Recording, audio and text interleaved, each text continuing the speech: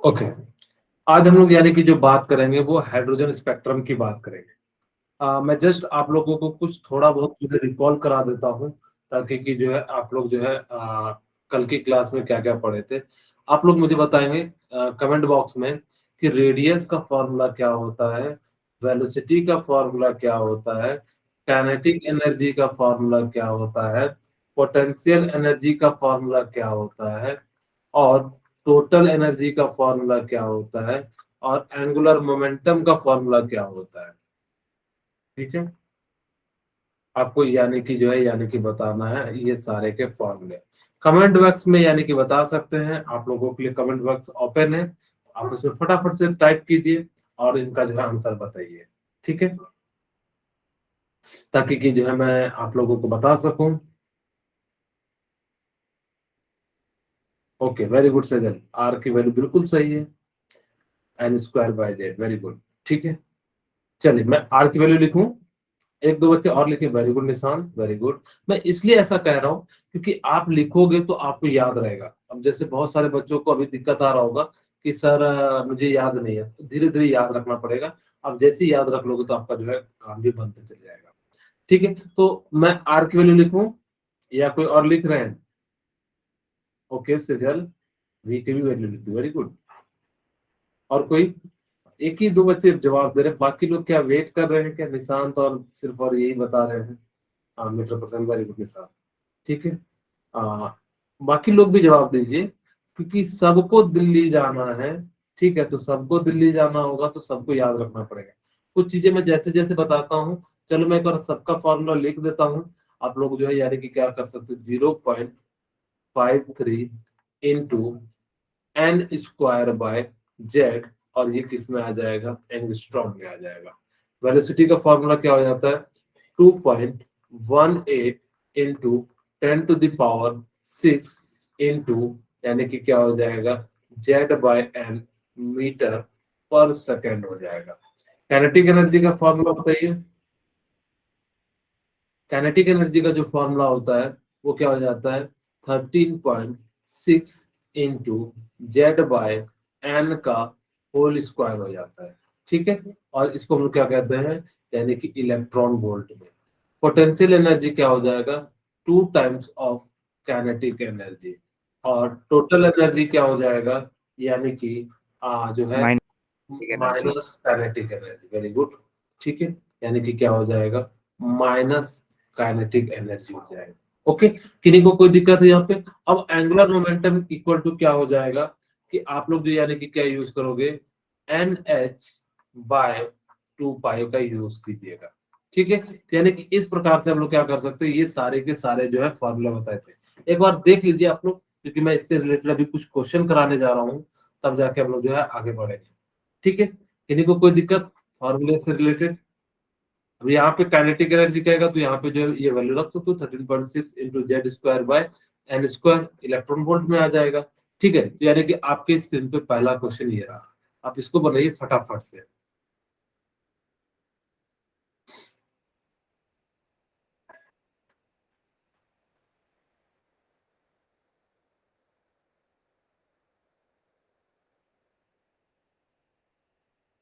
इसको आप लोग बना लीजिए फटाफट से।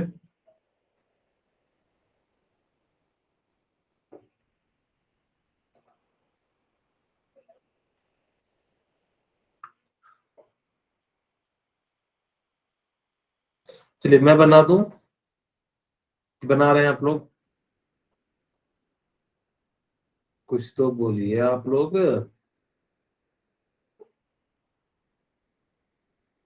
क्या नाराजगी है क्या कुछ?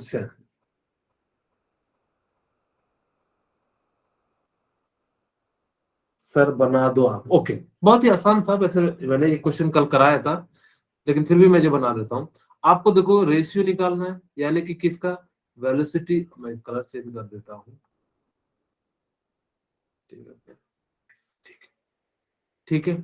अब यानी कि आपको देखो याद हो तो मैंने जो है वेलोसिटी का फॉर्मूला आपको कल की क्लास में बताया था, 2.18 इंटू 10⁻⁶, और यानी कि क्या था, जेड बाय एन, और ये वैल्यू किसमें थी, मीटर पर सेकेंड में थी। ओके, अब देखिए आपको क्या कह रहा है कि फिफ्थ बोर ऑर्बिट का यानी कि लिथियम का निकालना है और फोर्थ बोर ऑर्बिट यानी कि बेरिलियम का निकालना है, रेशियो निकालना है, यानी कि VLi+ यानी कि ये हो जाएगा, ठीक है। और डिवाइडेड बाय, अब यानी कि किसके लिए निकालना है, V बेरिलियम+3 के लिए निकालना है, ठीक है। कल वैसे मैंने आपको वो वाला फॉर्मूला भी बताया था लेकिन आपको याद नहीं है तो आप यहाँ से निकाल सकते हो, 10⁶ और Z लिथियम+2, इसको थोड़ा सा इसलिए देता हूँ नहीं तो एक ही जैसा लग रहा है, यानी कि हम लोग क्या लिख सकते हैं, Z लिथियम+2 और यानी कि क्या हो जाएगा, N लिथियम प्लस यानी कि जो है 2 हो जाएगा, ठीक है। यानी कि इस प्रकार से आप क्या कर सकते हो, लिख सकते हो। उसी प्रकार से नीचे 2.18 इंटू 10⁶ Z बेरिलियम+3 और यानी कि क्या हो जाएगा, N बेरिलियम+3 हो जाएगा। अब ये यहाँ से यहाँ कट जाएगा। अब आपके पास यानी कि क्या वैल्यू को पुट करते हैं, Z यानी कि लिथियम का Z वैल्यू कितना हो जाएगा, 3, और कौन से ऑर्बिट की बात कर रहा है, 5, और यानी कि आपके लिए यहाँ पे क्या हो जाएगा कि फोर्थ ऑर्बिट यानी कि बेरिलियम, यानी कि Z इसके लिए कितनी हो जाएगा, यानी कि 4, और यानी कि कौन सा ऑर्बिट की बात कर रहा है, 4 की, ये कैंसिल आउट हो जाएगा, तो यानी कि क्या हो जाएगा, 3:5। क्या आप लोग इस टाइप का क्वेश्चन आएगा तो बना लोगे या नहीं बनाओगे, बोलिए। Yes sir. हाँ, अगला क्वेश्चन आपके भी बनाइए, ये रहा, बिल्कुल सिमिलर टाइप का है, लेकिन इस बार एक एक वेलोसिटी की जगह पे क्या दे दिया है, y दे दिया है। बस आपको वहां पे y पुट कर देना है और फिर उसके बाद जो y के टर्म में आप निकाल लेना। मैं आपको 1 मिनट का समय देता हूँ, आप लोग इसको ट्राई कीजिए।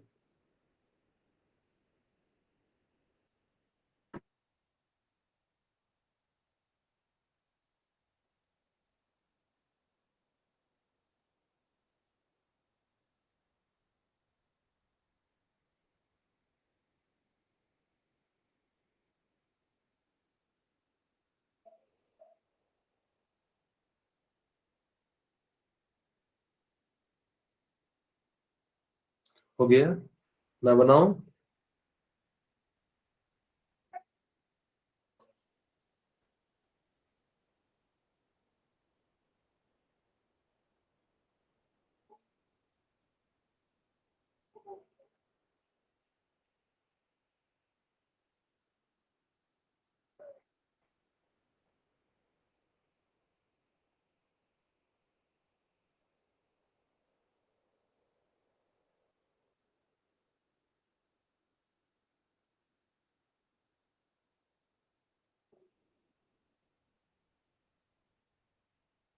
चलिए मैं बना देता हूँ। आप लोग काफी समय लगा रहे हो, 2 मिनट मैंने दे दिया।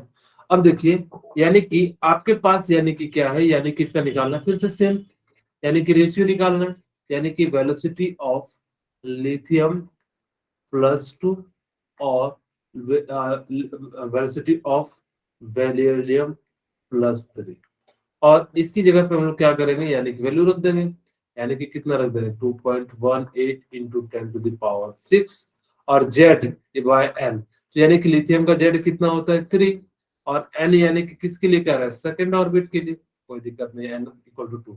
उसी प्रकार से यहाँ पे भी क्या लिखोगे, 2.18 इंटू 10⁶ इंटू Z यानी कि कितना हो जाएगा, बताइए, बेरिलियम के लिए Z कितना होता है, आपको बताना चाहेंगे।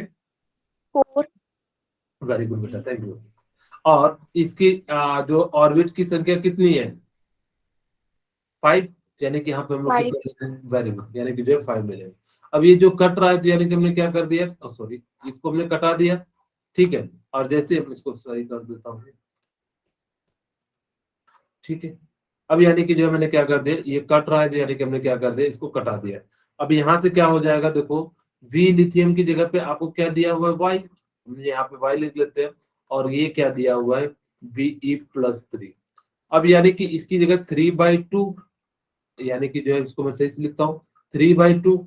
अब ये क्या हो जाएगा, 3/2, और ये ऊपर चले जाएगा तो यानी कि क्या हो जाएगा, 5 × 4, और इसको सॉल्व कीजिएगा तो यानी कि क्या हो जाएगा, Be बेरिलियम+3 = 8y डिवाइडेड बाय 15, यानी कि ये इसका क्या आ जाएगा, यानी कि रेडियस आ जाएगा मीटर में। क्या किन्हीं को कोई दिक्कत है तो बताइए। किन्हीं के मन में कोई दुविधा हो तो पूछ लीजिएगा, किन्हीं को कोई दिक्कत है तो बताइए, किन्हीं को कोई दिक्कत है? क्या बोले किसी बच्चे ने कि सर, किधर होगा सर, 3/2 कैसे आया? ओके, 3/2 कैसे आया? यहाँ पे देखो, आपको जो है वेलोसिटी का जो फॉर्मूला है VLI+2, मैं इसको दूसरे कलर से ले लेता हूँ ताकि कि आपको जो है दिखाई दे एक्चुअली। ठीक है, अब देखिए, यानी कि VLI+2 है। अब देखो, यानी कि लिथियम ये वेलोसिटी का फॉर्मूला क्या होता है, 2.18 इंटू 10⁶ इंटू Z/N होता है। ठीक है, अब देखो 2.18 मैं लिथियम के लिए निकाल रहा हूँ, ऊपर वाले के लिए, फिर उसी प्रकार से आप बेरिलियम का भी निकाल सकते हो। 2.18 इंटू 10⁶ इंटू, अब देखो लिथियम का एटॉमिक नंबर, जेड हमने बताया था क्या होता है, एटॉमिक नंबर। लिथियम का एटॉमिक नंबर कितना होता है, 3 होता है। और आपको कौन से ऑर्बिट के लिए कह रहा है, सेकेंड ऑर्बिट के लिए कह रहा है, तो यानी कि हमने यहाँ पे क्या रखा, 2 रखा। उसी प्रकार से यहाँ पे बेरिलियम के लिए क्या कह रहा है, बेरिलियम का एटॉमिक नंबर 4 होता है, और इसका जो यानी कि कौन सा ऑर्बिट कह रहा है, 5th ऑर्बिट कह रहा है। अब तो 3/2 और 4/5, तो 3/2 इंटू इसको जब 5/4 ऊपर हो जाएगा, यानी कि इस प्रकार से उसको सॉल्व करोगे तो बेरिलियम प्लस का कितना आ जाएगा, 8y = 15। और किन्हीं को कोई दिक्कत है तो बताइए, किन्हीं को कोई पॉइंट ना समझ में आए तो यानी कि आप लोग पूछ सकते हैं। ओके, किन्हीं को कोई सर रिपीट करवाना, बोलिए वरुण। सर रिपीट करवाना लास्ट में। अच्छा, फिर से बता दें, ठीक है। अब देखो मैंने क्या कहा यस कि आपको यानी कि जो है, यानी कि निकालना है, एक वेलोसिटी दिया हुआ है, दूसरा निकालना है। आपको पता है कि अगर जो दोनों का रेशियो निकालेंगे तो सेम आएगा, तो हमने करा क्या, वी लिथियम+2 का निकाला, बेरिलियम का निकाला, और एक का रेडियस पता है तो एक की जगह पे हमने पुट कर दिया। आपको हमने क्या कहा, लिथियम+2 का यानी कि क्या हो जाता है, 2.18 इंटू 10⁶ इंटू Z/N। और हमें लिथियम का निकालना है, तो लिथियम का Z की वैल्यू 3 होता है, और N की वैल्यू क्या हो जाती है, 2 हो जाती है, क्योंकि कहाँ से दिया हुआ, यहाँ से। और इसको हमने क्या करा, यहाँ पे पुट करा, उसी तरह से बेरिलियम का पुट कर दिया। और VLI+2 की वैल्यू जो दिया हुआ है यानी कि वेलोसिटी, वो कितना दिया हुआ है, तो यहाँ पे y पुट कर दिया, और इसको हमने क्या कर लिया, y के टर्म में निकाल लिया। इस प्रकार से हम लोग क्या कर सकते हैं, निकाल सकते हैं। अभी भी किन्हीं को दिक्कत है तो आप लोग पूछ लीजिए, किन्हीं के मन में कोई दिक्कत हो तो बताइए। अगर जो किन्हीं के मन में कोई और भी किन्हीं को है कोई प्रॉब्लम, चलिए नेक्स्ट क्वेश्चन आप लोग बनाइए। बहुत ही आसान सा क्वेश्चन है, आप लोगों ने थोड़ा सा समय ज्यादा लगा दिया, खैर मैं इसको मैनेज करने का प्रयास करूंगा। ठीक है, अब यानी कि एंगुलर मोमेंटम आपको निकालना है। ठीक है, अब देखिए एंगुलर मोमेंटम के लिए फॉर्मूला क्या बताया था, अभी बताइए। 2 फॉर्मूले होते हैं, एंगुलर मोमेंटम का जो फॉर्मूला होता है वो क्या हो जाता है, 2 फॉर्मूले। NH/2 वेरी गुड सेजल, एक और फॉर्मूला बताया था, याद है आपको कल की क्लास में? 2 फॉर्मूले थे, एक था MVR, ठीक है, और आज मतलब जो एक और फॉर्मूला बताया था वो क्या बताया था, NH/2 अब आप बताइए कि कौन सा फॉर्मूला लगाना पसंद करोगे? आप लोग बिल्कुल भी कुछ नहीं बोलते, बाकी क्लास में बड़ा टन जवाब सर देते हैं। NH/2 हाँ, क्यों MVR क्यों नहीं लगाएंगे बेटा?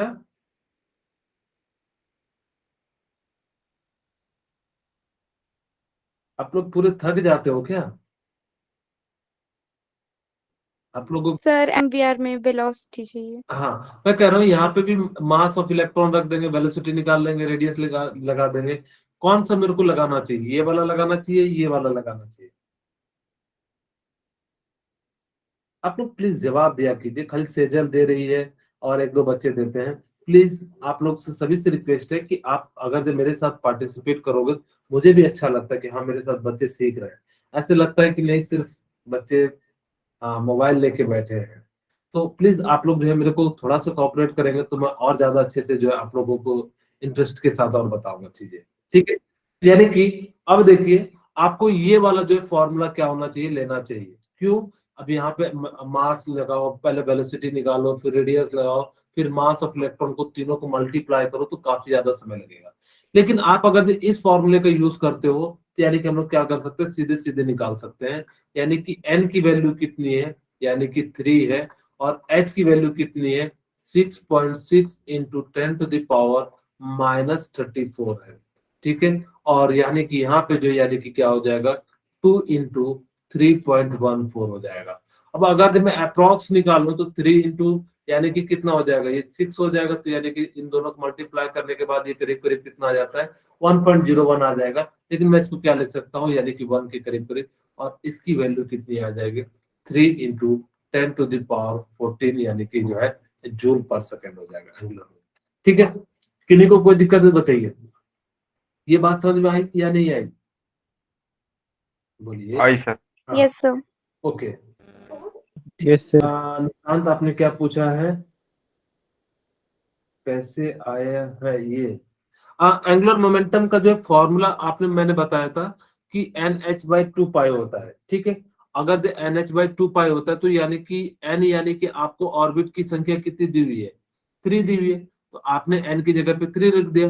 h यानी कि प्लैंक्स कांस्टेंट होता है, मैंने पहले बताया था 6.6 इंटू 10⁻⁻34, और 2 और पाई की वैल्यू 3.14 होती है। इसको सॉल्व कीजिएगा तो यानी कि कितना आ जाएगा 3 इंटू 10⁻⁻34 जूल पर सेकेंड, ठीक है।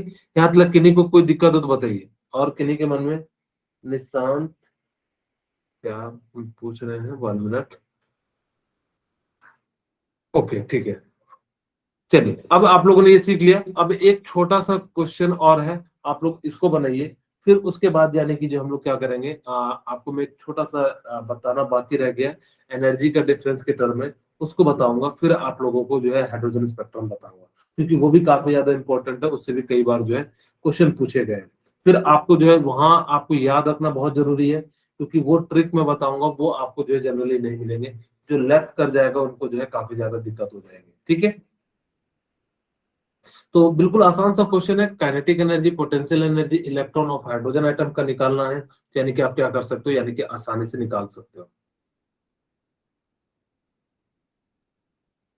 Sir kinetic energy very good. 0.85। 0.85 आएगा या करीब करीब 0.7 के करीब करीब आएगा। चलिए मैं निकालता हूँ। देखिए काइनेटिक एनर्जी, मैं इसको ब्लू ग्रीन से ले लेता हूँ, नहीं तो बाद में आपको दिखेगा नहीं। तो काइनेटिक एनर्जी का फॉर्मूला क्या होता है सेजल बेटा बताइए। 13.6 13.6 n into z square upon n यानी कि जो स्क्वायर। है sorry Z square by n square, ठीक है। यानी कि क्या हो जाता है Z square by n square. अब देखिए यानी कि 13.6 इंटू जेड की वैल्यू कितनी है, एटॉमिक नंबर ऑफ हाइड्रोजन, यानी कि 1 का स्क्वायर यानी कि 1 हो जाएगा, और यानी कि एन स्क्वायर यानी कि कौन सा ऑर्बिट के लिए कह रहा है, फोर्थ ऑर्बिट के लिए, तो यानी कि कितना हो जाएगा 16 हो जाएगा। 1/4 का स्क्वायर यानी कि कितना हो जाएगा 16 हो जाएगा। अब आप इसको सॉल्व करोगे तो यानी कि 0.7 के करीब करीब आएगा। क्यों, 16 इंटू 8 करोगे तो 144, इससे तो कम ही आएगा। 144 यानी कि कितना आ जाएगा 0.7 आ जाएगा। अब आपसे यानी कि क्या पूछ रहा है, पोटेंशियल एनर्जी पूछ रहा है। तो पोटेंशियल एनर्जी कितना हो जाता है -2 टाइम्स ऑफ काइनेटिक एनर्जी हो जाता है। और काइनेटिक एनर्जी आपने क्या निकाला, यानी कि 0.7, और इसकी वैल्यू कितनी आ जाएगी 1.4 इलेक्ट्रॉन वोल्ट, और -1.7। यानी कि जो है -1.4 इलेक्ट्रॉन वोल्ट हो जाएगा। क्या किन्हीं को कोई दिक्कत है? No sir. हाँ sir okay, very good Anupam. No okay ठीक है। No sir. चलिए आपको मैं एक छोटा सा कॉन्सेप्ट बता देता हूँ जो कि आपको मैंने नहीं बताया है। वो एक्चुअली मैं यहाँ पे जो है बता देता हूँ। एक्चुअली आपको क्या करेगा ना कि डिफरेंस के टर्म में आपसे पूछा जाएगा, जब भी पूछा जाएगा कि मान लो कि फर्स्ट ऑर्बिट या सेकंड ऑर्बिट के डिफरेंस का एनर्जी का बताओ, तो मैं चाहता हूँ कि एनर्जी का डिफरेंस निकालो, तो del E equal to E2 minus E1, यानी कि हायर एनर्जी में से क्या कर दे, यानी कि छोटे वाले एनर्जी को सब्ट्रैक्ट कर दे। अगर आपने क्या करा, छोटे वाले में से यानी कि क्या कर दिया, यानी कि जो है आपने इसको सब्ट्रैक्ट कर दिया, तो यहाँ पे देखिए क्या हो जाएगा। E2 का जो फॉर्मूला है वो कितना है -13.6 इंटू, यानी कि क्या लिख दे, यानी कि जेड स्क्वायर, यानी कि E2 है तो यानी कि Z2 का स्क्वायर डिवाइडेड बाय, यानी कि क्या हो जाएगा N2 का माइनस माइनस क्या हो जाएगा प्लस, यानी कि क्या हो जाएगा यहाँ पे 13.6 इंटू Z1 का स्क्वायर, और डिवाइडेड बाय क्या हो जाएगा N1 का स्क्वायर हो जाएगा। ठीक है, अब चाहो तो इसको इधर ले जाओ, यानी कि इस वाले टर्म 13.6 को Z1 इधर ले लेते हैं, या तो आप चाहो तो -13.6 ले लो, लेकिन मैं कहूंगा कि इस पूरे वाले टर्म को इधर लिख देता हूँ, ऐसा लिख दो 13.6 इंटू Z1 का स्क्वायर यानी कि N1 का स्क्वायर, क्योंकि आप लोग मैथ के स्टूडेंट नहीं हो तो में ऐसा, चलो मैं कर ही देता हूँ, आप लोग समझ तो गए होंगे ये वाला तरीका। मैं यहाँ से क्या कर लेता हूँ, फॉर सेम एटम, मैं ये जो निकालने जा रहा हूँ फॉर्मूला किसके लिए, फॉर सेम एटम। अगर जो सेम एटम होगा तो जेड की वैल्यू क्या हो जाएगी, सेम हो जाएगी, होगी कि नहीं, बोलिए। Yes, sir. तो यानी कि मैं यहाँ से क्या लिख सकता हूँ, -13.6 इंटू जेड, यानी कि कॉमन हो जाएगा तो जेड स्क्वायर हो जाएगा, तो यानी कि क्या हो जाएगा, माइनस कॉमन ले लिए तो यानी कि क्या हो जाएगा 1/N2 का स्क्वायर प्लस 1 यानी कि माइनस है तो यानी कि माइनस अंदर आ जाएगा, ठीक है, तो यानी कि कितना हो जाएगा -N1 का स्क्वायर। अब मैं चाहता हूं कि इस माइनस को अंदर ले जाओ तो यानी कि माइनस से मल्टीप्लाई कर देता हूं, यानी कि कितना हो जाएगा 13.6 इंटू जेड स्क्वायर, और ये क्या हो जाएगा, ये माइनस हो जाएगा और ये प्लस हो जाएगा, तो मैं इसको पहले प्लस को लिख देता हूँ N1 का स्क्वायर माइनस N2 का स्क्वायर। और ये फॉर्मूला आपको क्या रखना है, यानी कि याद रखना है। ये कब फॉर्मूला लगाना है, जब आपको क्या दिया रहे, दो डिफरेंस दिया रहे, यानी कि दो एटम, दो ऑर्बिट के डिफरेंस के एनर्जी निकालना कहा जाए, तो आप ये यानी कि क्या करोगे, इस फॉर्मूले का यूज करोगे। चलिए जैसे मैं एक क्वेश्चन देता हूं कि find the atomic number, find the atomic number, atomic number if its energy, एक minute, if its energy, if its energy, if its energy is 13.6 minus में इलेक्ट्रॉन वोल्ट। अब यानी कि जो है आपको क्या करना है, यानी कि जो है इसको निकालना है। बहुत ही आसान सा क्वेश्चन है। आप लोग क्या बनाना चाहोगे, एनर्जी का फॉर्मूला लगाइए, एनर्जी इक्वल टू कितना हो जाएगा -13.6 इंटू यानी कि क्या हो जाएगा Z square by n square, और ये इलेक्ट्रॉन वोल्ट में, और ये जो वैल्यू दी हुई है यहाँ पे निकाल सकते हो। आप लोग एक बार ट्राई कीजिए, क्या आप लोग जेड की वैल्यू निकाल रहे हैं। मैं यहाँ पे चाहूँ तो आप लोगों को एक और चीज सुविधा देता हूँ, n इक्वल टू 1 दे देता हूँ। वैसे तो आपको एग्जाम में दिया नहीं था n की इक्वल टू 1, क्योंकि वो जो है जेड बाई एन एक ही केस में यानी कि जो है आ सकता है, और उसकी वैल्यू 1 जो है इस प्रकार से। लेकिन मैंने आप लोगों को, क्योंकि आप लोग मैथ के स्टूडेंट नहीं है, इसलिए जो है मैंने इसको n की वैल्यू भी दे दी। ठीक है, तो आप फटाफट से बनाइए।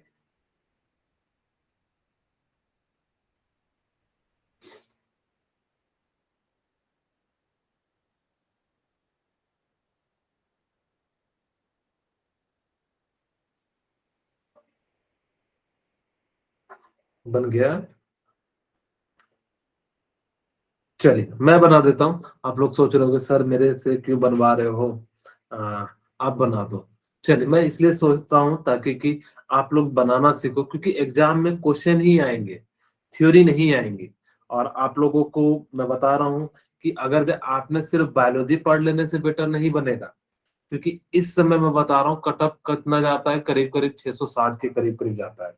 आप सभी जनरल बैच से हैं? Yes, sir. हाँ, तो Yes, sir. सोचिए कि 660 के करीब करीब जाता है। अगर आप चाह के भी, अगर जब बायोलॉजी को पढ़ते हैं तो बायोलॉजी में कितने क्वेश्चन आएंगे, 360 नंबर आएंगे मेरे ख्याल से, ये तो आएंगे। Yes, sir. अगर जब 360 नंबर लाने के बाद भी क्या आपका सिलेक्शन है क्या, बहुत यानी कि आधे के करीब हो, यानी कि आपको हर हाल में केमिस्ट्री में 150 यानी कि फिजिक्स में लाना ही पड़ेगा, तब जाके आपको एक कॉलेज मिलेगा। वो भी अच्छा कॉलेज मिलेगा कि नहीं मिलेगा वो भी मुश्किल है। अगर जो अच्छा कॉलेज मिल गया तो यानी कि अच्छा ब्रांच मिलेगा कि नहीं मिलेगा, नहीं तो आप लोगों को डेंटल दे दिया जाएगा। तो काफी लोग जो है यानी कि डेंटल दे दिया जाए या हड्डी दे दिया जाए, तो हड्डी से दूसरे की हड्डी सर पे ठोकते ठोकते बताना किया जाए। इसीलिए ये समय है, आप उसको मेहनत कीजिए। मैं सभी को कहता हूँ कि आपको जो चीजें मैं बता रहा हूँ वो आप उसको यूटिलाइज कीजिए और उसको क्वेश्चन को प्रैक्टिस कीजिए। थ्योरी कहीं से भी पढ़िए, लेकिन अगर आपने क्वेश्चन का प्रैक्टिस नहीं किया तो आपका कोई बेनिफिट नहीं होने वाला है। इस चीज को ध्यान रखिएगा, ठीक है।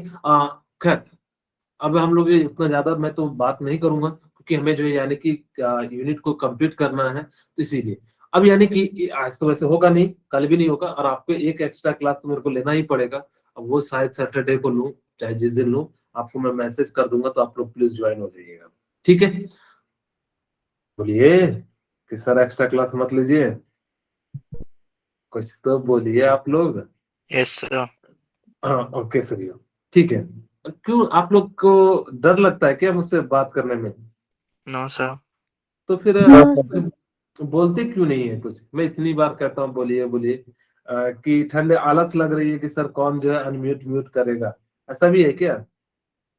No sir. हाँ नो सर। चलिए, ठीक है, ऐसा नहीं नो रखना है। सर। हाँ, आपको मेरे साथ जवाब दोगे तो यानी कि ज्यादा चीजें सीखने के लिए मिलेगी। अब देखो यानी कि आपके पास यानी कि क्या है, अब देखो जेड की वैल्यू आपको पता है, यानी कि हाइड्रोजन एटम है, 4 हाइड्रोजन एटम था, ठीक है। अगर जो नहीं सॉरी, यहाँ पे एटॉमिक नंबर ही निकालना है, तो यानी कि क्या हो जाएगा, फाइंड द एटॉमिक नंबर नहीं था, फाइंड द एलिमेंट नेम था। खैर बात बराबर है, आपने एटॉमिक नंबर निकाल लिया, तो यहाँ से आप एलिमेंट का नेम भी निकाल सकते हो। तो जेड की वैल्यू निकालनी है, तो यानी कि क्या हो जाएगा, जेड स्क्वायर।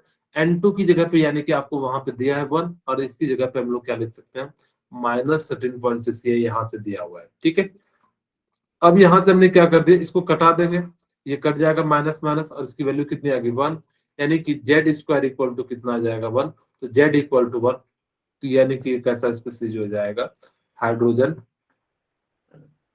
यानी कि हो जाएगा, ठीक है। तो यानी कि इसको हम लोग क्या कहेंगे, ये जो है यानी कि कौन सा एटम होगा, यानी कि हाइड्रोजन एटम हो जाएगा। क्या ये बात समझ में आ गई या नहीं आई? हाँ जी yes sir. Sir. Okay, yes sir. अरे बड़े जोर से बोल रहे हो यार, तुम तो यस डरा सर। रहे हो। ठीक है, इतनी एनर्जेटिक बीच बीच में लाते हो, शुरू से ही लाया करो ताकि कि हम भी सावधान रहें, ठीक है। ओके, चलिए अब आपको एक और क्वेश्चन देता हूं। फाइंड द एनर्जी डिफरेंस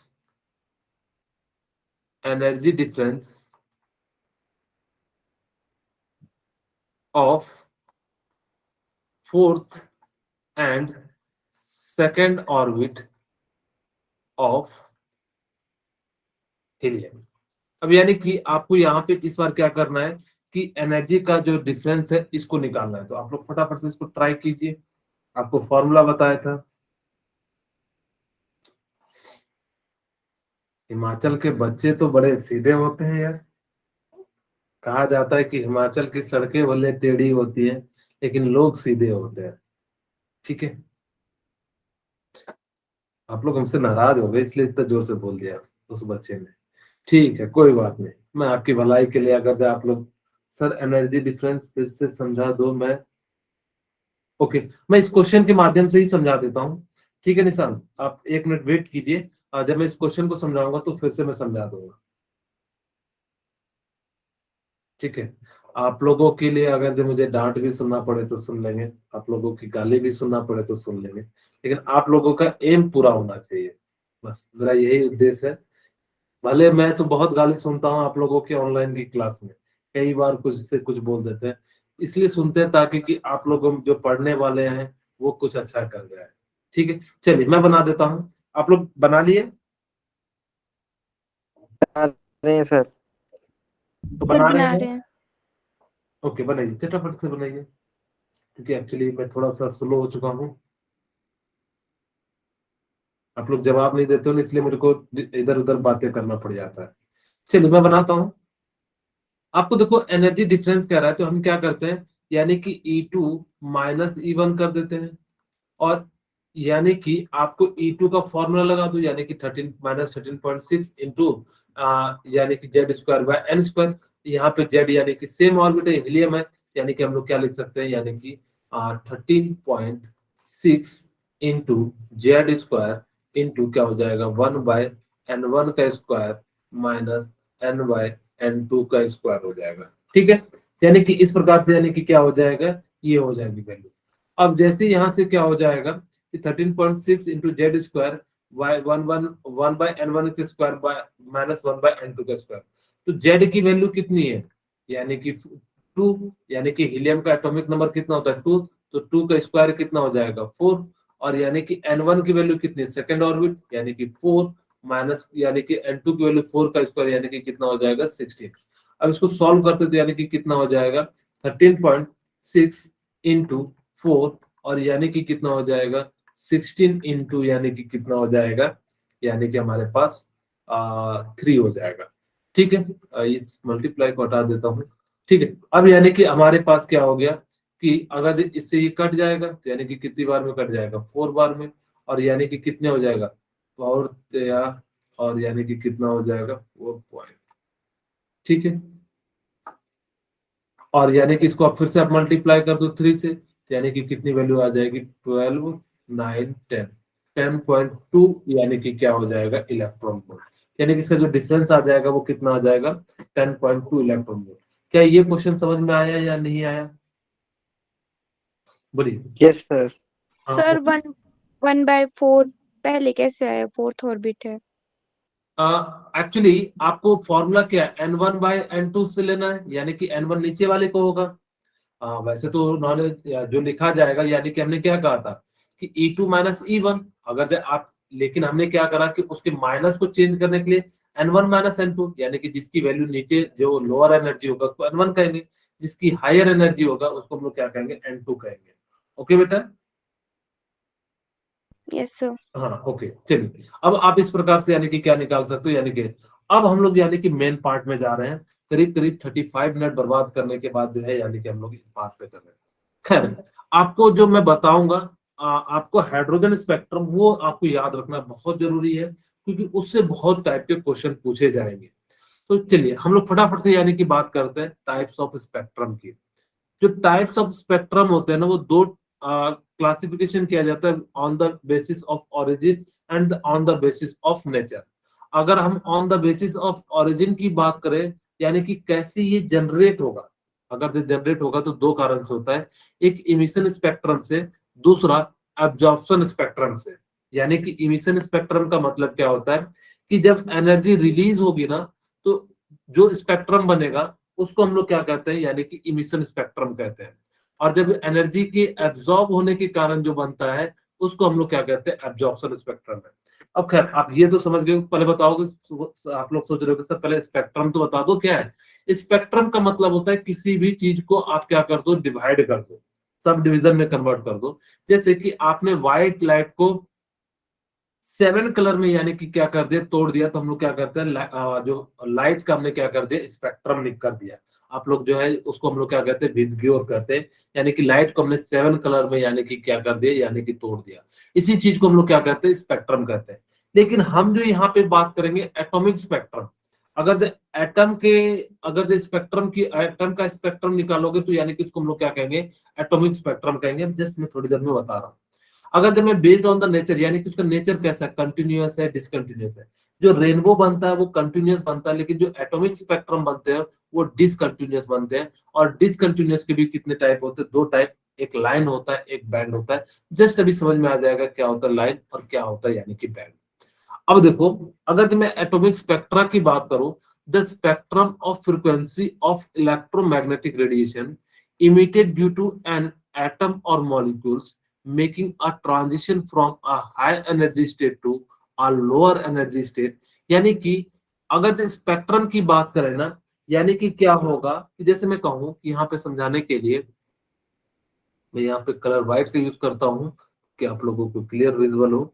ये मान लो कि कोई न्यूक्लियस है और यहाँ पे ये क्या है कोई एटम है, और ये जो यानी कि क्या हो रहा है कि ये इलेक्ट्रॉन यहाँ से वापस यहाँ जाएगा। तो जब जाएगा तो कुछ ना कुछ एनर्जी रिलीज करेगा। अगर ये कुछ ना कुछ एनर्जी रिलीज करेगा तो इस दौरान यानी कि क्या हो गया कुछ एनर्जी निकल गया, और जो एनर्जी निकला उसके कारण से यानी कि क्या होगा, क्योंकि आपको पता है जो एनर्जी रिलीज होगा उसकी क्या होगी वेवलेंथ होगी, और अगर जब वेवलेंथ होगी तो यानी कि क्या हो जाएगा वो कुछ ना कुछ जो है वेवलेंथ शो करेगा और कुछ ना कुछ कलर शो करेगा। जिस कारण से यहाँ पे हम लोग क्या करते हैं जो आपको उस वेव का जो है स्पेक्ट्रम मिल गया या उस वेव के जो है अलग अलग जो है कलर मिल जाएंगे। ठीक है, अब यहाँ से आपको ये तो पता लग गया कि यानी कि जो है उसका स्पेक्ट्रम मिल गया। अब जो एटॉमिक स्पेक्ट्रम होते हैं या तो किसके कारण मिलेगा एब्जॉर्प्शन ऑफ एनर्जी के कारण मिलेगा, या एनर्जी के इमिशन के कारण यानी कि क्या मिलेगा स्पेक्ट्रम मिलेगा। तो इसको हम लोग क्या कहते हैं यानी कि एटॉमिक स्पेक्ट्रम। अब एक एक करके हम लोग जो एब्जॉर्प्शन स्पेक्ट्रम की बात करते हैं। एब्जॉर्प्शन, यहाँ पे ध्यान से सुनना मेरी बात, कि अगर आपने क्या करा व्हाइट लाइट, क्योंकि बहुत सारा कंफ्यूजन होगा आपको, इसलिए मैं इस कंफ्यूजन को पहले ही दूर कर देता हूँ। अगर आपके पास यानी क्या है व्हाइट लाइट है, अगर व्हाइट लाइट को आपने क्या करा कोल्ड गैस मतलब ठंडी, तो जो इसकी एनर्जी होगी ना कुछ एनर्जी ये क्या करेगा, कोल्ड गैस एब्जॉर्ब कर लेगा। अगर ये कोल्ड गैस कुछ एनर्जी को एब्जॉर्ब करेगा, तो वो वाला जो वेवलेंथ है वो आपको दिखाई नहीं देगा। अगर वो दिखाई नहीं देगा तो उसकी जगह पे कलर कैसा आएगा, यानी कि जो है ब्लैक आ जाएगा। जो कलर आपको दिखाई नहीं देगा उसकी जगह पे कैसा कलर आ जाएगा, ब्लैक कलर आ जाएगा। तो जिस कारण से यहाँ पे क्या हो जाता है कि ये जो व्हाइट लाइट है कुछ एनर्जी एब्जॉर्ब कर ले। जैसे मान लो कि मैंने कहा कि 1 से लेके 10 तक गिनती गिन रहे थे, अब इसने क्या करा कि यहाँ पे 1 2 3 4 5 6 7 8 इस प्रकार से हो गया। अब ये क्या हो गया कि इस दौरान से किसी बच्चे ने जो है एक इस वाले कलर का या इस वाले कलर का या इस वाले कलर को निकाल लिया। अब अगर जो इस वाले कलर को निकाल लिया तो इसकी जगह पे कलर तो नहीं दिखेगा, क्या दिखेगा, ब्लैक। तो जिस कारण से यहाँ पे क्या हो जाता है, यानी कि जो है ये जो है कलर कैसा दिखता है, यानी कि जो है ब्लैक कलर का आपको दिखाई देता है। अब जैसे ही यानी कि ये जो ब्लैक कलर का दिखाई देगा, किस कारण से दिखाई देता है, क्योंकि वो कलर की एनर्जी को एब्जॉर्ब कर लिया किसने, कोल्ड गैस ने। अगर जितना सा पार्ट एब्जॉर्ब करेगा उतना सा पार्ट आपको क्या होगा, यानी कि जो है ब्लैक कलर दिखाई देगा। इस कारण से देखो, यानी कि छोटे छोटे जो पार्ट है, ये वाला पार्ट वो वैसे तो इक्वल रहते हैं, यहाँ पे हमने जो बनाने में थोड़ी बहुत है, तो खैर यहाँ पे ये वाला जो पार्ट होगा वो कैसा कलर दिखाई देगा, यानी कि जो है ब्लैक कलर का दिखाई देगा। अगर वो ब्लैक कलर का दिखाई देगा तो यानी कि रेस्ट ऑफ द, यानी कि क्या होगा, कलर दिखाई देगा। ये बात आपको समझ में आ रही है कि नहीं आ रही है? क्यों मैं कह रहा हूं कि ये पार्ट जो यानी कि ब्लैक दिखाई दे रहा है, क्योंकि इस कलर की एनर्जी या इस कलर का वेवलेंथ इसने क्या कर लिया है, एब्जॉर्ब कर लिया। अगर इसने एब्जॉर्ब कर लिया है तो वो कलर की एनर्जी या वेवलेंथ आपको दिखाई नहीं देगी। अगर वो कलर की एनर्जी या वेवलेंथ दिखाई नहीं देगी तो उस जगह पे यानी कि क्या हो जाएगा, यानी कि ब्लैक कलर हो जाएगा। बाकी जो एनर्जी एब्जॉर्ब नहीं हुई उसके ऊपर यानी कि सेम कलर दिखाई देगा, और अगर जो सेम कलर दिखाई देगा तो यहाँ पे जो है रेस्ट ऑफ द कलर आपको क्या हो रहा है, दिखाई दे रहा है। यहाँ तक किसी को कोई दिक्कत है तो बताइए, समझ में आ गया कि नहीं आया ये बात? Yes, sir. Okay, very good Rajni अर्षिजन, और बाकी स्टूडेंट को? Yes, sir. Okay yes sir. Okay, ठीक है। अब देखो यस सर। ये जो है ना बैंड के फॉर्म में आ रहा है, देखो छोटे छोटे बैंड के फॉर्म में आ रहा है। अगर जब बैंड के फॉर्म में आ रहा है तो इसको हम लोग क्या कहते हैं, बैंड स्पेक्ट्रम कहते हैं, क्योंकि छोटा छोटे जो यानी कि क्या है, यानी कि रेंज है, इसलिए हमने इसका क्या नाम दे दिया, यानी कि जो है बैंड स्पेक्ट्रम नाम। ओके, क्लास लेफ्ट हो गए थे तो बताइए, अनुपम क्या बताऊं, क्या नहीं समझ में आया?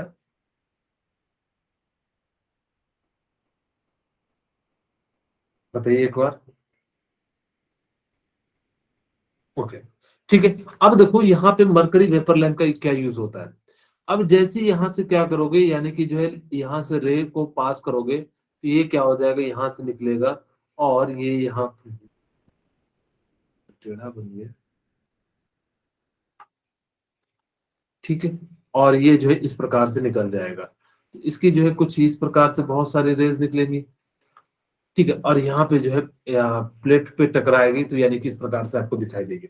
अब देखो यहाँ पे होता क्या है कि मरकरी वेपर का ही क्यों यूज करते हैं, इसलिए यूज करते हैं क्योंकि ये क्या होता है कि इसको कम एनर्जी, यानी कि इसकी एनर्जी बहुत कम होती है।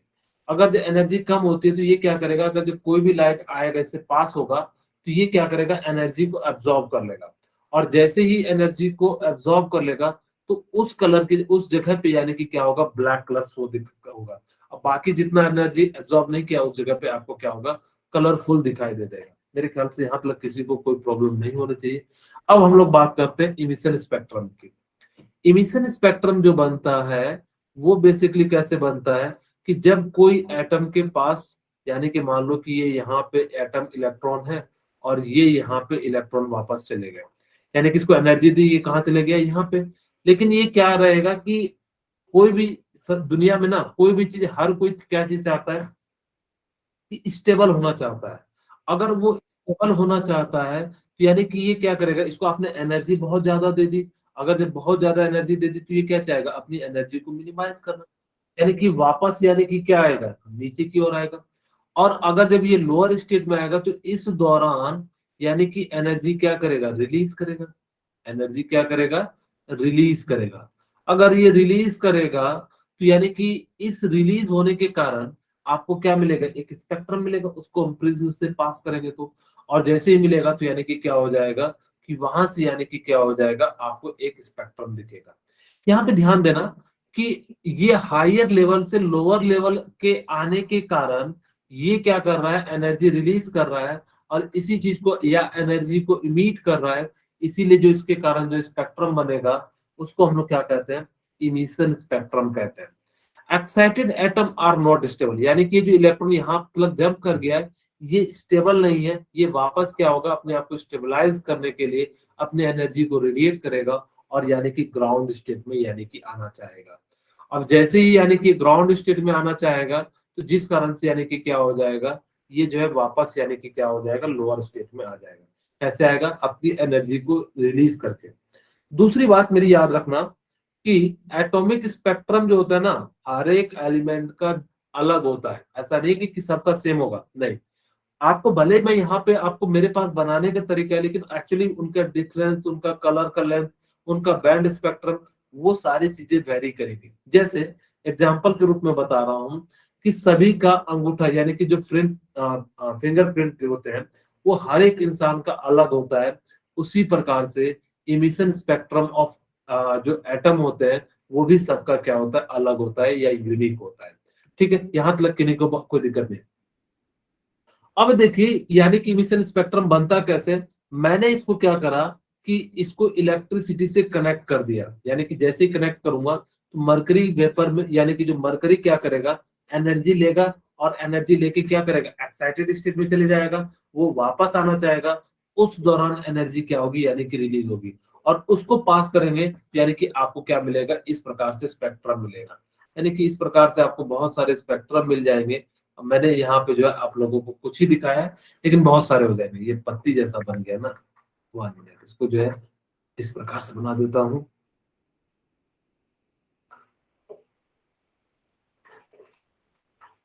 ठीक है, और ये इस प्रकार से जो है आपको मिल जाएगा।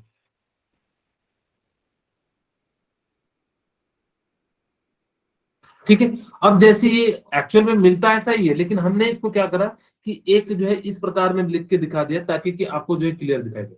अब ध्यान से सुनना मेरी बात कि अब जब ये इलेक्ट्रॉन को रिलीज करेगा आपको वही कलर दिखाई देगा जो रिलीज कर रहा होगा, सभी कलर नहीं दिखाई देंगे। क्यों, बाकी कलर तो सीने एब्जॉर्ब कर लेते, वो कलर कहाँ से दिखाई देंगे, अगर वो कलर नहीं दिखाई देंगे तो ये क्या दिखाई देगा, सिर्फ आपको वही एनर्जी इमिट करेगा, वही अगर जो एनर्जी इमिट करेगा उसी कलर का आपको वेवलेंथ दिखाई देगा।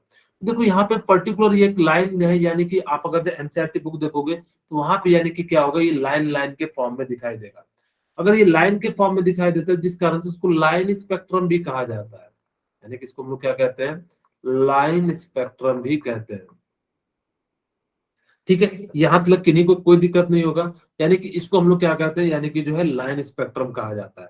Majority of spectrum is black, यानी कि क्यों ब्लैक है, क्योंकि most of the part energy क्या है, ये तो यही रख लिया, जो एनर्जी रिलीज करेगा इलेक्ट्रॉन हायर स्टेट से वापस लोअर स्टेट आने में, वही कलर का आपको यानी कि क्या होगा, दिखाई देगा। अगर जो वही कलर का आपको दिखाई देगा तो इस कारण से यानी कि छोटा सा पार्ट एनर्जी रिलीज करेगा, और अगर जो छोटा सा पार्ट एनर्जी रिलीज करेगा तो आपको जो छोटे छोटे यानी कि लाइन स्पेक्ट्रम दिखाई देंगे।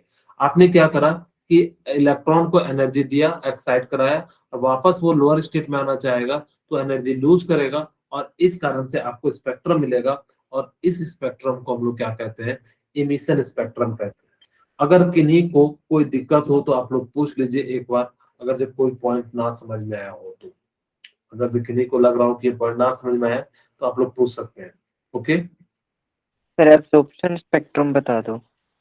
ओके, एक बार मैं फिर से बता देता हूँ, और किन्हीं को कोई प्रॉब्लम है तो बताइए।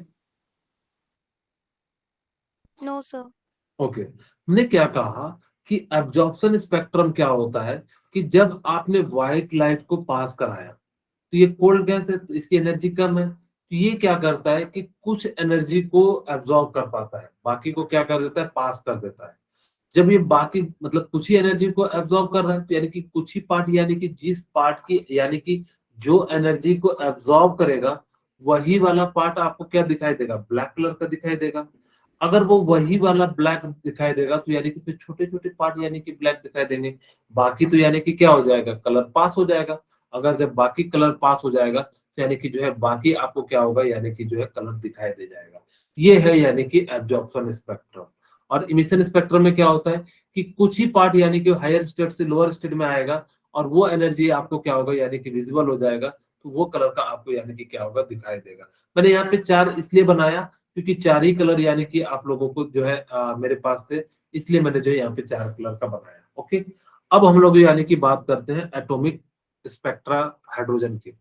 अगर ये इसको हम लोगों ने डिस्चार्ज ट्यूब कहते हैं, आप लोगों को मैंने डिस्कवरी ऑफ इलेक्ट्रॉन और प्रोटॉन में भरा और इसके अंदर मैंने क्या कर दिया, H2 गैस भर दिया और यहाँ पे हमने क्या रखा, हाई वोल्टेज रखा। अगर हाई वोल्टेज रखोगे, आपके मन में आएगा लिथियम क्यों नहीं ले ली, तो बहुत बहुत ज्यादा जो है वोल्टेज रखना पड़ जाएगा।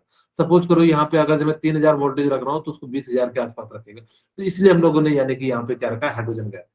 अब जैसे ही हाइड्रोजन गैस को रखा तो ये इलेक्ट्रॉन एनर्जी लेगा और इलेक्ट्रॉन एनर्जी लेगा तो यानी कि क्या करेगा, यानी कि इलेक्ट्रॉन एक्साइट होगा। इलेक्ट्रॉन एक्साइट होगा तो यानी कि क्या हो जाएगा, जैसे मान लो कि ये इलेक्ट्रॉन यहाँ पे है और ये इलेक्ट्रॉन एक्साइट होके क्या हो जाएगा, यहाँ पे चले जाएगा। लेकिन ये यहाँ पे स्टेबल तो रहना नहीं चाहेगा, तो ये वापस क्या आएगा, यानी कि जो जाएगा। और ये वापस जब जाएगा तो ये इलेक्ट्रॉन यानी कि क्या होगा, यहाँ से वापस जाना चाहेगा और ये जब जाएगा तो इस दौरान एनर्जी को रिलीज करेगा।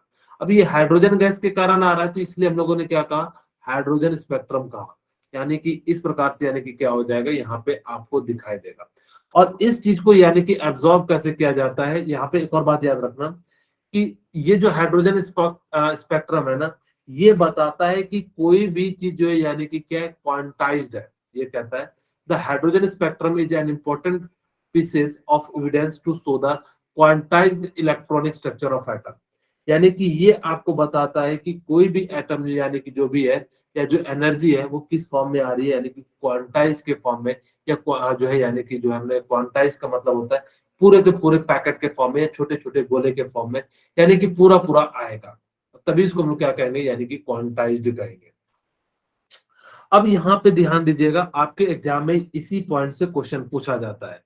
आपसे पूछा जाता है, आपको बताना है कि Lyman series, Balmer series, Paschen series, Brackett series, Pfund series, Humphreys series. आपको क्या करना है कि इनकी एन की वैल्यू याद रखनी है। अब यानी कि एन की वैल्यू याद रखोगे तो यानी कि इस प्रकार से आप क्या कर सकते हो, यानी कि N1, N2, N3, N4, N4, N5, यानी कि अलग अलग के लिए यानी कि क्या कर सकते हो, निकाल सकते हो। अब देखो ये जो लाइमन ने निकाला था ना, उन्होंने कहा कि अगर ये इन्फिनिटी से क्या होगा, ग्राउंड स्टेट में आएगा या सिक्स्थ वाले ऑर्बिट से यानी कि आएगा, इसी प्रकार से सो ऑन यानी कि जो है आते चले जाएगा। और ये जो सीरीज मिलेगा इसको हम लोगों ने क्या नाम दे दिया, यानी कि लाइमन सीरीज का नाम दे दिया। ओके, अब ध्यान से सुनिए कि जब ये इसी चीज को एक और साइंटिस्ट आए, वो बाल्मर थे, और उन्होंने क्या करा कि इन्फिनिटी से यानी कि यहाँ से यहाँ पे लेके आए और फिर उन्होंने क्या करा कि इसी प्रकार से जो है सो ऑन जो है यानी कि बाल्मर सीरीज में सबको लाते चले गए। तो यानी कि जब ये लाया तो इस साइंटिस्ट का नाम था बाल्मर, और ये जो स्पेक्ट्रम का लाया यानी कि बाल्मर स्पेक्ट्रम का लाया, बाल्मर स्पेक्ट्रम सीरीज। और उसी प्रकार से यानी कि पास्चर ने भी किया, यानी कि इस प्रकार से यानी कि करेंगे, यानी कि ये जो है यानी कि क्या हो जाएगा, इस प्रकार से आपको क्या होते चले जाएगा, मिलते चले जाएगा। और इस सीरीज का नाम क्या पड़ गया, यानी कि पास्चर सीरीज पड़ गया। यानी कि जॉन से सीरीज पे आके रुक रहा है, उस सीरीज का हमने क्या नाम दे दिया, यानी कि उस नाम दे दिया। अगर ये ब्रैकेट पे आ रहा है यानी कि इसको हमने क्या नाम दे दिया, यानी कि जो है ब्रैकेट सीरीज नाम दे दिया। और अगर ये यहाँ पे आ रहा है तो यानी कि इसको हमने क्या नाम दे दिया, हम्फ्री सीरीज का नाम दे दिया। अब इस प्रकार से, लेकिन आपके मन में दुविधा तब आ जाती है कि आपको इसको याद रखने में काफी कठिनाई होती है। आपको इसको याद रखने में क्या हो जाती है, काफी कठिनाई होती है। तो मैं इसके लिए आपको एक छोटी सी ट्रिक बताता हूँ, ठीक है। अब देखो, इसको याद रखने के लिए एक छोटा सा क्या ट्रिक है, लाया, बलमा, पायल, बड़े प्यार से, ठीक है। यानी कि क्या हो जाएगा, मैं इसको लिख भी देता हूँ, लाया, बलमा, पायल बड़े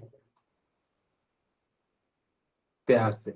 वैसे हम्फ्री आपके में है नहीं, यानी कि क्या हो जाता है प्यार, PAYAR होता होगा ना, कि PYAR होता है प्यार का स्पेलिंग, बताइए, इतना तो बता दीजिए। PYAR। ठीक है, वेरी गुड। सर हाँ, तो यानी कि इस प्रकार से। अब देखो, जब ये बलमा पायल लाया तो इसको देखने के लिए कौन आया, उर्वशी भी आई, यानी कि देखने के लिए कि कैसा पायल लेके आया है। अब देखो इसको समझाता हूँ, ये बस आप लोगों को हंसाने के लिए ऐसा बोलता हूँ, ऐसा इसका कोई लॉजिक नहीं है, ठीक है। यानी कि इसको हम लोग क्या कहते हैं, अल्ट्रा वायलेट रेज कहते हैं, यानी कि जो है लाइमन सीरीज में जो पाया जाएगा, कौन सा पाया जाएगा, अल्ट्रा वायलेट। बाल्मर सीरीज में जो पाया जाएगा वो कौन सा पाया जाएगा, विजिबल रेज, ठीक है। और बाकी सभी में क्या पाए जाएंगे, इंफ्रारेड पाए जाएंगे, ठीक है, इंफ्रारेड पाए जाएंगे। अब आपको ये याद रखना कि N1 की वैल्यू कितनी होती है, N2 की वैल्यू कितनी होती है, N3 की वैल्यू कितनी होती है, इस प्रकार से आपको क्या कर लेना है, याद रखना। लाया बलमा पायल बड़े प्यार से। अब इसका इंपॉर्टेंस क्या है, अब वो N1 N2 नहीं देगा, जैसे भी आपको क्वेश्चन करा रहा था कि फोर्थ ऑर्बिट से सेकंड ऑर्बिट जा रहा है, अब वो क्या कहेगा कि ब्रैकेट से वो लाइमन जा रहा है, यानी कि इसका मतलब है कि फोर्थ ऑर्बिट से फर्स्ट ऑर्बिट जा रहा है।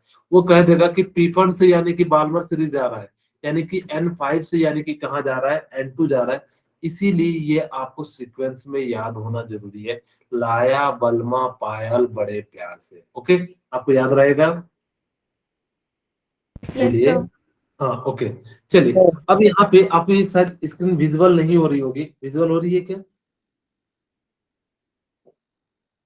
यस सर, विजिबल है। ऐसा Yes. काम कि मैं पूरा लिख के दिखाऊं, एक्चुअली अब मेरे पास समय की थोड़ी सी कमी है, नहीं तो मैं पूरा बना के दिखा देता। अब देखो, यानी कि एनर्जी के लिए आपको थोड़ी देर पहले मैंने जो है यहाँ पे व्हाइट हो गया, ठीक है। आपको यानी कि इस प्रकार से यानी कि क्या कहा था, E1 minus E1 equal to E2 E1 minus E2, ठीक है। अब वहां पे हमने जो है फॉर्मूला लगाया था, यानी कि कितना था 13.6 into Z Y 1/N1 minus N2 का स्क्वायर। यहाँ तक तो आपको मैंने थोड़ी देर पहले ड्राइव किया था। अब यहाँ पे मैं क्या कर देता हूँ, कर ही देता हूँ मैं फटाफट से, ताकि कि आप लोगों को भी कहोगे क्या सर, यानी कि डेल्टा E इक्वल टू क्या हो जाएगा, E2 माइनस E1। और इसकी जगह पे मैंने अभी थोड़ा देर पहले लिखा था 13.6 जेड स्क्वायर, और यहाँ पे क्या हो जाएगा, N1 का स्क्वायर माइनस N1 N2 का स्क्वायर। अब यानी कि एनर्जी के लिए जो आप लोगों को मैं पिछली क्लास में बताया था Hc/λ, मैं यहाँ पे क्या लिख सकता हूँ, Hc/λ। अगर मैंने Hc/λ लिख दिया तो यानी कि क्या हो जाएगा 13.6 इंटू जेड स्क्वायर और 1/N1 का स्क्वायर माइनस N2 का स्क्वायर हो जाएगा। और इसकी जगह पे 1/λ की टर्म की जगह पे मैं क्या लिख सकता हूँ, 13.6 into Z square bye Hc, और इसकी जगह पे क्या लिख सकता हूँ कि 1/N1 का स्क्वायर और माइनस N2 का स्क्वायर। अब यहाँ से जो है यानी कि क्या हो जाएगा, इसकी जगह पे मैं क्या लिख देता हूँ, कांस्टेंट, यानी कि इसको रिडबर्ग ने निकाला था, इसलिए इसको हम लोग क्या कहते हैं, रिडबर्ग कांस्टेंट कहते हैं, ठीक है। और इसको हमने क्या नाम दे दिया, यानी कि जेड स्क्वायर, और ये क्या हो जाएगा 1/N1 का स्क्वायर माइनस N2 का स्क्वायर। और यहाँ पे याद रखना कि जो RH की जो वैल्यू होती है 1.0197 इंटू 10⁻⁷ होती है, और इसको आप 1/λ यानी कि 1/RH के फॉर्म में लिखोगे तो यानी कि क्या हो जाएगा 912, यानी कि जो है करीब करीब हो जाती है, ठीक है। यानी कि इस प्रकार से 1/RH के फॉर्म में लिखोगे तो यानी कि कितना हो जाता है कि 912 एंगस्ट्रॉम के करीब करीब हो जाता है। तो यहाँ पे आपके सामने यानी कि क्या हो गया कि इस प्रकार से इनकी जो है वैल्यू याद रख लेना, यहाँ पे 1.0 नहीं होगा, 1.97 हो जाएगा,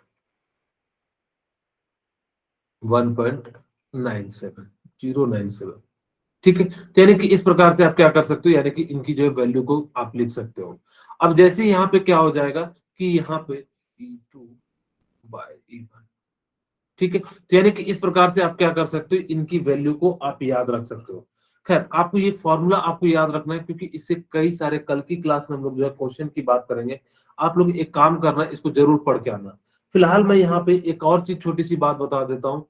टोटल स्पेक्ट्रल लाइन, मेरे पास 2 मिनट है, आप लोग थक गए होंगे मुझे पता है, और इसलिए जो है मैं ये फटाफट से लास्ट पॉइंट है ताकि कि आपको मैं बता दूं। आप देखना आपके एग्जाम में, नीट के एग्जाम में 3-4 बार ये क्वेश्चन पूछा है कि मान लो कि आपसे पूछा जाए कि टोटल स्पेक्ट्रल लाइन बताओ, यानी कि N4 से, या इसको हम लोग क्या कहेंगे, लाइमन, बाल्मर, पास्चन, लाया, बल्मा, पायल, बड़े प्यार से, यानी कि ब्रैकेट। ठीक है, यानी कि N4 से N1 में टोटल स्पेक्ट्रल लाइन कितने बनेंगे। आपको मैंने बताया था कि अगर जब मैं यहां से बनाऊंगा तो यानी कि 1, 2 और ये 3, और यहां से कितने बनेंगे, 1 और ये 2 और ये कितना बनेगा, 1, 3, यानी कि टोटल कितने बन गए, 6 स्पेक्ट्रल लाइन बन गए। हमने किससे निकाला, N4 से N1 के लिए। लेकिन आपके एग्जाम में जो है, यानी कि अगर बार बार निकाल के बनाओगे तो आपको काफी समय लग जाएगा। तो आप क्या करना कि जहां से निकालना है, जहां तक निकालना हो, आप सिंपली पुट कर देना N2, यानी कि क्या हो जाएगा, जिसकी वैल्यू हायर होगी, यानी कि N2 की जगह पे मैं क्या लिख देता हूँ, यानी कि 4 लिख देता हूँ। 4 माइनस, यानी कि क्या हो जाएगा, 1 इंटू 4 माइनस 1 प्लस 1 और डिवाइडेड बाय, यानी कि कितना हो जाएगा, 2। तो 3 इंटू कितना हो जाएगा, 4 डिवाइडेड बाय 2 इक्वल टू 6। तो यानी कि हम लोग क्या कर सकते हैं, टोटल जो है यानी कि स्पेक्ट्रल लाइन निकाल सकते हैं। ठीक है, आज की क्लास में यहीं पे रखता हूँ और फिर हम लोग जो है नेक्स्ट क्लास में मिलेंगे।